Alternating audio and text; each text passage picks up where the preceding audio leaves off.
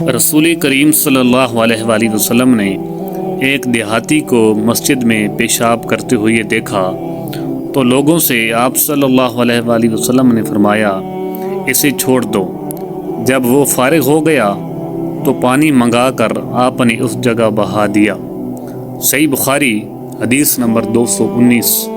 حضرت ابو ہریرہ رضی اللہ تعالی عنہ نے فرمایا کہ ایک اعرابی کھڑا ہو کر مسجد میں پیشاب کرنے لگا تو لوگ اس پر چپٹنے لگے۔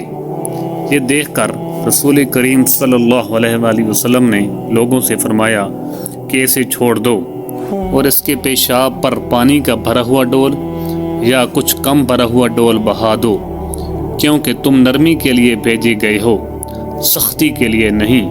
صحیح بخاری حدیث نمبر 220۔ حضرت انس بن مالک رضی اللہ تعالی عنہ کہتے ہیں کہ ایک دیہاتی شخص آیا اور اس نے مسجد کے ایک کونے میں پیشاب کر دیا۔ لوگوں نے اس کو منع کیا تو رسول کریم صلی اللہ علیہ وآلہ وسلم نے انہیں روک دیا۔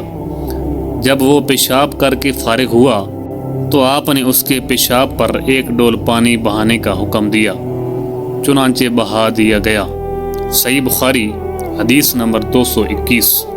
رسول کریم صلی اللہ علیہ وآلہ وسلم کے پاس ایک بچہ لایا گیا۔